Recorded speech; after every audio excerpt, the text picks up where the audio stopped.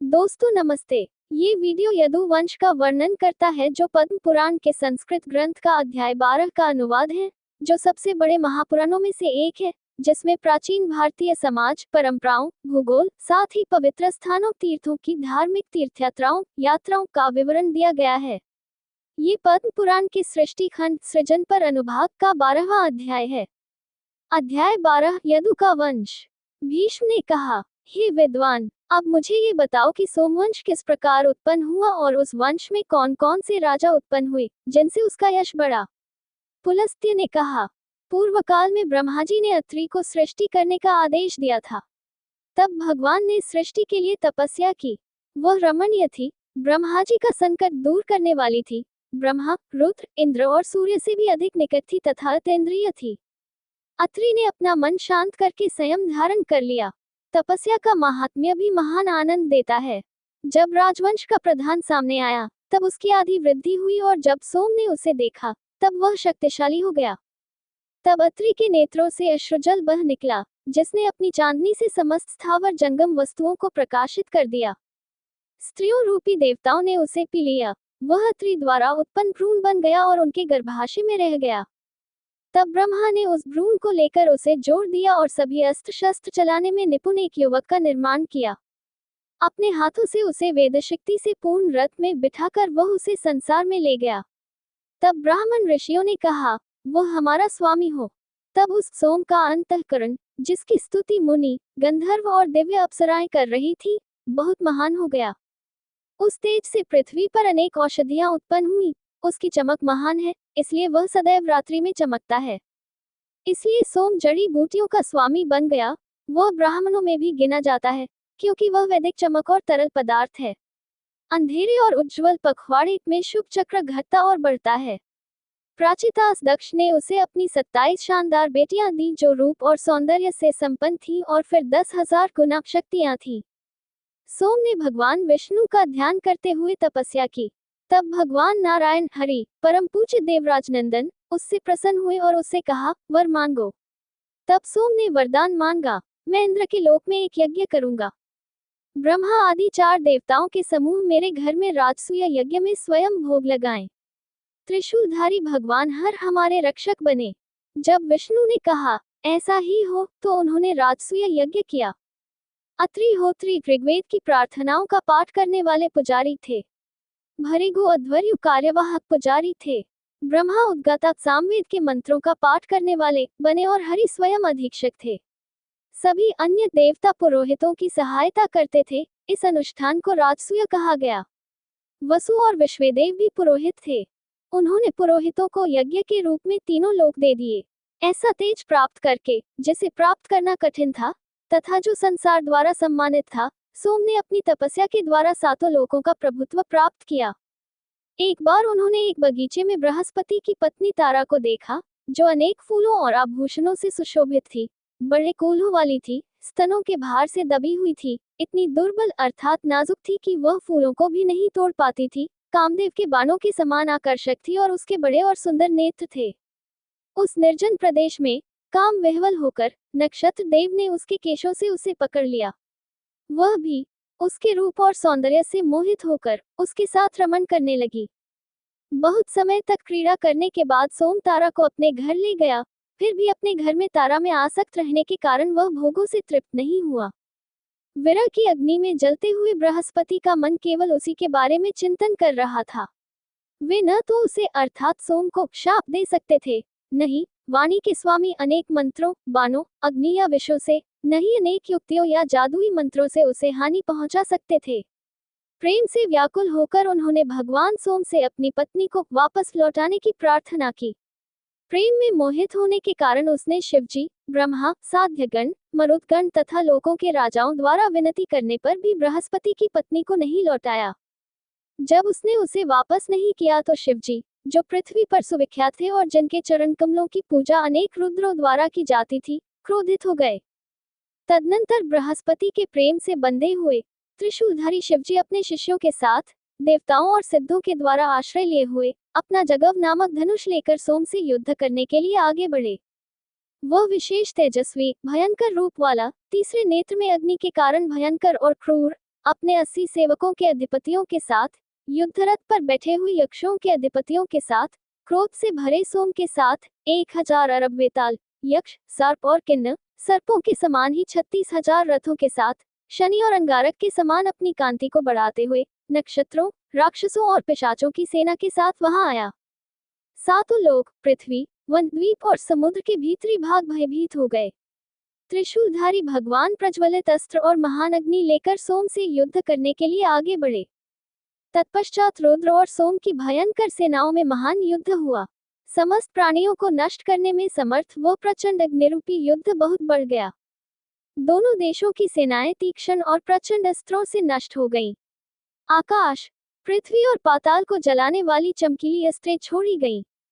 क्रोधवश रुद्र ने ब्रह्मशिर नामक अस्त्र छोड़ा, सोम ने भी अमोघ शक्ति वाला अस्त्र सोम छोड़ा। इन दोनों के गिरने से समुद्र में, पृथ्वी पर, वायुमंडल में भय फैल गया। तब उस युद्ध को बढ़ता हुआ तथा लोगों को नष्ट करने में समर्थ देखकर ब्रह्मा जी ने देवताओं सहित वहां प्रवेश करके किसी प्रकार उसे टाल दिया। हे सोम, तुम बिना किसी कारण के ये नीच कर्म क्यों कर रहे हो, जिससे लोगों का विनाश हो रहा है? चूंकि तुमने किसी और की पत्नी को हरने के लिए ये भयंकर युद्ध किया है, इसलिए तुम लोगों के बीच एक दुष्ट ग्रह माना जाएगा। तुम एक पापी हो, तुम ब्राह्मणों के भक्षण करने वालों के बराबर होगे। मेरे वचन का सम्मान करते हुए इस बृहस्पति की पत्नी को उसे लौटा दो। ऐसा ही हो, ऐसा कहकर सोमदेव शांत हो गए और युद्ध से दूर हो गए। बृहस्पति देव तारा को लेकर प्रसन्न होकर अपने घर चले गए। इसी प्रकार रुद्र भी चले गए। पुलस्त्य ने कहा, फिर 1 वर्ष के अंत में तारा के गर्भ से 12 सूर्यों के समान, दिव्य पीले वस्त्र पहने, दिव्य आभूषणों से सुसज्जित, सूर्य के समान एक बालक पैदा हुआ। वह सभी विद्याओं का ज्ञाता था तथा हाथियों के विज्ञान का प्रवर्तक था। वह राजपुत्र नाम का एक प्रसिद्ध राजवैद्य था। राजा सोम का पुत्र होने के कारण उसे बुध के नाम से जाना जाता था। उस बलवान ने समस्त लोगों का तेज छीन लिया। ब्रह्मा आदि देवता वहां आए। इसी प्रकार देवतागण भी दिव्य ऋषियों के साथ बालक के जन्मोत्सव के समय बृहस्पति के घर आए। देवताओं ने तारा से पूछा कि वह बालक किससे उत्पन्न हुआ, अर्थात उसका पिता कौन था, सोम या बृहस्पति। उस समय वह लज्जित होकर कुछ नहीं बोली। जब उस श्रेष्ठ स्त्री से फिर पूछा गया तो उसने बहुत देर बाद लज्जित होकर उत्तर दिया कि वह पुत्र सोम का है। तब सोम ने उस पुत्र को ले लिया, उसका नाम बुध रखा और उसे पृथ्वी पर राज्य दे दिया। तत्पश्चात भगवान ब्रह्मा ने उन्हें लोकों में स्थान प्रदान किया। स्थान देकर वे ब्राह्मण ऋषियों सहित समस्त प्राणियों के देखते देखते वहीं अंतर्धान हो गए। बुद्ध ने इला के गर्भ से परम धार्मिक पुत्र उत्पन्न किया। उसने अर्थात पुत्र ने 100 अश्वमेध यज्ञ संपन्न किए और अपने तेज के कारण पुरुरवा नाम से प्रसिद्ध हुआ तथा सभी लोगों द्वारा सम्मानित हुआ। हिमालय की चोटी पर ब्रह्मा को प्रसन्न करके 7 द्वीपों के स्वामी, उन्होंने संसार का आधिपत्य प्राप्त किया। केशिन आदि राक्षस उसके सेवक बन गए। उसकी सुंदरता पर मोहित होकर उर्वशी उसकी पत्नी बन गई। समस्त लोगों का हित चाहने वाले भगवान ने 7 द्वीपों वाली, पर्वतों, वनों और उपवनों से युक्त पृथ्वी की न्यायपूर्वक रक्षा की। ब्रह्मा की कृपा से उन्हें यश प्राप्त हुआ और वे उनकी वाहन तथा चौरी था में रहने वाली रति कन्या बन गईं। देवाधिदेव ने उन्हें अपना आधा आसन प्रदान किया। उन्होंने धर्म, अर्थ और काम की समान रूप से और न्यायपूर्वक रक्षा की। धर्म, अर्थ और काम उनके पास जिज्ञासा से आए और जानना चाहा कि वे उनका किस प्रकार समान पालन करते हैं। तब उन्होंने भक्तिपूर्वक उन्हें प्रसाद, पैर धोने के लिए जल आदि अर्पित किया। सुवर्ण से विभूषित 3 आसन लाकर उन पर उन्हें बैठाकर उन्होंने उनकी पूजा की, जो धर्म से कुछ अधिक श्रेष्ठ थी। तब काम और अर्थ राजा पर बहुत क्रोधित हुए। अर्थ ने उसे शाप दिया, तुम लोभ के कारण नष्ट हो जाओगे। कामदेव ने यह भी कहा कि उर्वशी के वियोग में कुमार वन में जाकर तू गंधमादन में पागल हो जाएगा। धर्म ने भी कहा, तुम दीर्घायु होगे और धार्मिक होगे। हे राजन, जब तक सूर्य और चंद्रमा आकाश में रहेंगे तब तक तुम्हारी संतान 100 गुनी बढ़ेगी और पृथ्वी पर नष्ट नहीं होगी। उर्वशी के प्रति तुम्हारा पागलपन 60 वर्ष तक रहेगा और वह दिव्य अप्सरा, जो तुम्हारी पत्नी है, शीघ्र ही तुम्हें वश में कर लेगी। ऐसा कहकर वे सभी अदृश्य हो गए। पुरुरवा प्रतिदिन उर्वशी को देखने जाते थे। एक बार जब वे इंद्र के साथ रथ पर बैठकर दक्षिण दिशा में आकाश में विचरण कर रहे थे, तो उन्होंने देखा कि दैत्यराज केशिन उर्वशी और चित्रलेखा को वायुमंडल में ले जा रहे हैं। केशिन को, जिसने पहले इंद्र को भी अनेक प्रकार के बाणों से पराजित किया था, युद्ध में परास्त करके उसने पुरुरवा ने इंद्र से मित्रता कर ली तथा उसे उर्वशी दे दी। तब से इंद्र उसका मित्र हो गया। इंद्र ने संसार में श्रेष्ठ पुरुरवा पर प्रसन्न होकर उससे कहा, तुम उसे ले जाओ। प्रेमवश उसने पुरुरवा को भरत द्वारा वर्णित एक महान कथा सुनाई और उसका नाम लक्ष्मी स्वयंवर रखा। उन्होंने अर्थात भरत ने मेनका, उर्वशी और रंभा को नृत्य करने का आदेश दिया। वहां उर्वशी ने लक्ष्मी की भूमिका में उचित विराम के साथ संगीत में नृत्य किया। नृत्य करते समय वह पुरुरवा को देखकर प्रेम से वशीभूत हो गई और पूर्व निर्देशित सारा अभिनय भूल गई। भरत ने क्रोधित होकर उसे श्राप दिया कि उनसे अर्थात पुरुरवा से वियोग में वह लता बन जाएगी और 55 वर्ष तक पृथ्वी पर रहेगी। तब उर्वशी ने उनके पास जाकर उन्हें दीर्घकाल तक अपना पति बना लिया। श्राप भोगने के पश्चात उर्वशी ने बुध के पुत्र पुरुरवा से 8 पुत्रों को जन्म दिया। मेरे द्वारा उनके नाम सुनो। आयु, द्रायु, वश्यायु, बलायु, धृतिमान, वसु, दिव्यायु और शत्यु ये सभी दिव्य बल और तेज से युक्त थे। आयु के पुत्र नहुष थे, वृत्रशर्मा थे, तथा राजी, दंड और विशाखा ये 5 वीर योद्धा थे। राजी के 100 पुत्र हुए, वे राजेय कहलाए। राजा ने शुद्ध नारायण को प्रसन्न किया। तपस्या से प्रसन्न हुए भगवान विष्णु ने राजा को वरदान दिया। फिर वह देवताओं, दानवों और मनुष्यों का विजेता बन गया। फिर देवताओं और दानवों के बीच युद्ध 300 वर्षों तक जारी रहा। प्रहलाद और शंकर के बीच भयंकर युद्ध हुआ और दोनों में से कोई भी विजयी नहीं हुआ। तब देवताओं और दैत्यों ने अलग अलग ब्रह्मा से पूछा, इन दोनों में से कौन विजयी होगा? उसने कहा, वह जिसके पक्ष में राजी होगा विजयी होगा। राक्षसों ने राजा से प्रार्थना की, हमें विजय दिलाने में हमारी सहायता करें। राजा ने कहा, यदि मैं आपका स्वामी बनूंगा तो मैं आपकी सहायता करूंगा, अन्यथा बहुत हो गया अर्थात मैं आपकी सहायता नहीं करूंगा। राक्षसों ने इसे स्वीकार नहीं किया, लेकिन देवताओं ने स्वीकार कर लिया। हमारे स्वामी बनो और शत्रु की सेना का नाश करो। फिर उन्होंने उन सभी को नष्ट कर दिया जिन्हें इंद्र द्वारा मारा जाना था। उसके उस कर्म से इंद्र उसका पुत्र हुआ और इंद्र को राज्य देकर राज तपस्या करने चला गया। तत्पश्चात तप और बल से संपन्न रजि के पुत्रों ने बलपूर्वक इंद्र से राज्य और उसका यज्ञ भाग छीन लिया। राजपुत्रों द्वारा सताए गए तथा राज्य से वंचित होकर वह असहाय होकर बृहस्पति से कहने लगा, हे बृहस्पति, मैं राजपुत्रों द्वारा सताया हुआ हूँ, मुझ पर अत्याचार किया गया है, मुझे न तो राज्य मिल रहा है, न ही मुझे यज्ञ में भाग मिल रहा है। हे बुद्धिमान, मेरे लिए राज्य प्राप्त करने का प्रयत्न करो। तब बृहस्पति ने ग्रहों को शांत करने तथा कल्याण की वृद्धि करने के लिए अनुष्ठान करके इंद्र को बल से अभिमानी बना दिया। बृहस्पति ने राजी के पुत्रों के पास जाकर उन्हें मूर्छित कर दिया। बुद्धि के स्वामी बृहस्पति ने, जो धर्म को जानते थे, वैदिक धर्म से बाहर जैन धर्म का सहारा लेकर उन्हें तीनों वेदों से पतित कर दिया। उन्हें वैदिक धर्म से बाहर तथा वाद विवाद में लिप्त जानकर इंद्र ने अपने बाण से उन सभी को मार डाला जो वैदिक धर्म से बहिष्कृत थे। मैं तुम्हें नहुष के 7 धर्मप्रायण पुत्रों के विषय में बताता हूँ। यति, ययाति, शर्याति, उत्तरा और परा, इसी प्रकार ययाति और वियाति, इन 7 ने वंश का प्रचार किया। ययाति बचपन में ही तपस्वी बन गए थे। सदा धर्मप्रायण रहने वाले ययाति ने अपना राज्य चलाया। वृषवर्ण की पुत्री शर्मिष्ठा उनकी पत्नी थी तथा उत्तम व्रत धारण करने वाली भार्गव की पुत्री देवयानी भी उनकी पत्नी थी। ययाति के 5 पुत्र थे, मैं उनका नाम बताऊंगा। देवयानी ने एक पुत्र को जन्म दिया जिसका नाम यदु था और एक अन्य पुत्र का नाम वसु था। शर्मिष्ठा ने 3 पुत्रों को जन्म दिया, द्रुयु, अनु और पुरु। यदु, पुरु और भरत ने वंश आगे बढ़ाया। हे राजन, अब मैं उस पुरुवंश का वर्णन करूंगा जिसमें आप उत्पन्न हुए हैं। यदु से यादव उत्पन्न हुए, जिनमें पांडवों का भार उतारने तथा उनके कल्याण के लिए बलराम तथा कृष्ण उत्पन्न हुए। यदु के 5 पुत्र देवपुत्रों के समान थे। सबसे बड़े थे सहस्रजीत, फिर क्रोष्ठ, नील, अंजिका और रघु। शतजित नाम का राजा सहस्रजीत का पुत्र था। शतजित के 3 अत्यंत धार्मिक पुत्र थे, हेहय, हय और तलहय। धर्मनेत्र हेहय के प्रसिद्ध पुत्र थे। धर्मनेत्र के पुत्र कुंती थे और उनके कुंती के पुत्र सिंहत थे। महिष्मान नामक राजा सनात के पुत्र थे। महिष्मान के पुत्र वीरभद्रसेन थे। वे वाराणसी के राजा थे, जिनका उल्लेख पहले ही किया जा चुका है। भद्रसेन के धार्मिक पुत्र का नाम दुर्दमा था। दुर्दमा के भयंकर पुत्र का नाम धनक था। धनक के 4 पुत्र थे जो विश्व में प्रसिद्ध थे।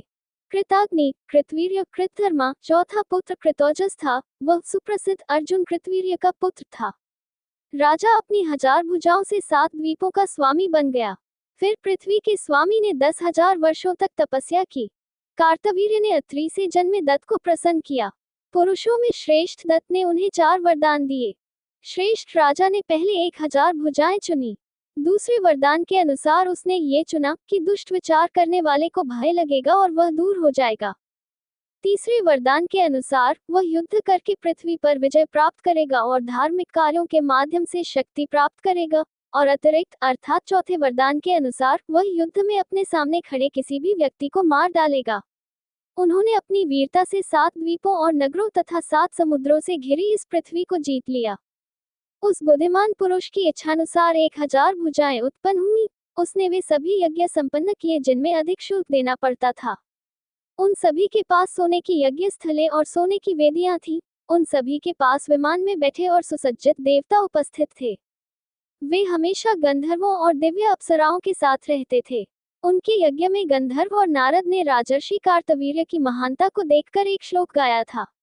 राजा कभी भी यज्ञ, दान, तपस्या, वीरता या विद्या के माध्यम से कार्तवीर्य के पद को प्राप्त नहीं कर सकते थे। 7 द्वीपों पर तेजी से चलते हुए राजा, जो हवा के समान थे, 80-50 हजार वर्षों तक 7 द्वीपों वाली पृथ्वी के सार्वभौम सम्राट बने। वे पशुओं के रक्षक बने, वे ही खेतों के रक्षक थे, वे ही वर्षा के द्वारा बादल बने और अपने परिश्रम के कारण अर्जुन बने। वह अपनी 1000 भुजाओं से तथा धनुष की टंकार से खुरदरी त्वचा से 1000 किरणों वाले शरद ऋतु के सूर्य के समान चमक रहा था। माहिष्मति में वह मनुष्यों में महान तेजस्वी पुरुष था। वर्षा ऋतु में वह समुद्र की भांति व्याकुल हो उठता था। वह अपने आनंद के लिए धारा के विपरीत खेलता था। कोड़ों से खेलकर उसने समुद्र को बांध दिया। नर्मदा भयभीत होकर अपनी भौहों को लहरों के रूप में सिकोड़कर उनकी ओर प्रवाहित हुई। मनुवंश में से वे ही एक थे जो एक हाथ से समुद्र को खींचकर और सुंदर स्त्रियों को प्रसन्न करके उसमें डुबकी लगाते थे। जब उनकी सहस्त्र भुजाओं से महासागर में हलचल होती थी, तब पाताल के महान राक्षस छिप जाते थे और स्थिर हो जाते थे। उसकी जांघों की हरकत से बड़े बड़े सर्प अचेत हो गए और यह सोचकर कि अमृत निकल रहा है, सिर झुकाकर बैठ गए। इस धनुर्धर ने रावण पर बाण छोड़े। इस धनुर्धर ने धनुष लेकर लंका के अभिमानी राजा रावण को 5 बाणों से स्तब्ध करके उसे पकड़कर महिष्मति में ले जाकर बंदी बना लिया। तब उस अर्जुन को प्रसन्न करने के लिए मैं उसके पास गया, अपने पौत्र अर्थात रावण से मित्रता करके उसे छोड़ दिया। उस 1000 भुजाओं वाले धनुष की टंकार की ध्वनि उस अग्नि की ध्वनि के समान थी, जो युग के अंत में पृथ्वी पर फैलती है। परशुराम ने युद्ध में स्वर्णमय ताल वृक्षों के समान 1000 भुजाओं को काट डाला। तब शक्तिशाली वशिष्ठ ने क्रोधित होकर अर्जुन को शाप दिया, हे चूंकि तुमने मेरे सुप्रसिद्ध उपवन को जला दिया है, इसलिए कोई और तुम्हारे दुष्ट कर्मों को नष्ट करेगा। वह शक्तिशाली तपस्वी ब्राह्मण भार्गव आपकी 1000 भुजाओं को बलपूर्वक काटकर आपको कष्ट पहुंचाकर आपका वध कर देगा। इस प्रकार परशुराम ने उस बुद्धिमान कार्तवीर्य का वध किया। हे महापराक्रमी भीष्म, उनके 100 पुत्र थे। उनमें से 5 महान योद्धा, शस्त्र विद्या में प्रशिक्षित, पराक्रमी, वीर और धार्मिक थे। शूरसेन, शूर, धृष्ट, कृष्ण और जयध्वज। वे अवंती के निर्माता और पृथ्वी के स्वामी थे। जयध्वज का पुत्र महान पराक्रमी तालजंग था। उनके 100 पुत्र तालजंग कहलाए। इन हेहयों के 5 कुल थे। वीतिहोत्र लोग इसी वंश में उत्पन्न हुए। भोज, अवती और तुनकेर भी इसी वंश में उत्पन्न हुए। ये सभी तालजंग कहलाते थे। वीतिहोत्र का शक्तिशाली पुत्र अनंत था। उसका पुत्र दुर्जय था जिसने अपने शत्रुओं को कष्ट दिया था। महान राजा कार्तवीर्य ने 1000 भुजाओं के साथ प्रजा की निष्कपट रक्षा की, जिन्होंने अपने धनुष से समुद्रों से घिरी हुई पृथ्वी को जीत लिया। और जो मनुष्य प्रातःकाल उठकर उनका नाम लेता है, उसका धन कभी नष्ट नहीं होता, वह खोई हुई वस्तु को पुनः प्राप्त कर लेता है। जो बुद्धिमान कार्तवीर्य का चरित्र कहता है, वह दानी या यज्ञकर्ता के समान स्वर्ग में सम्मानित होता है।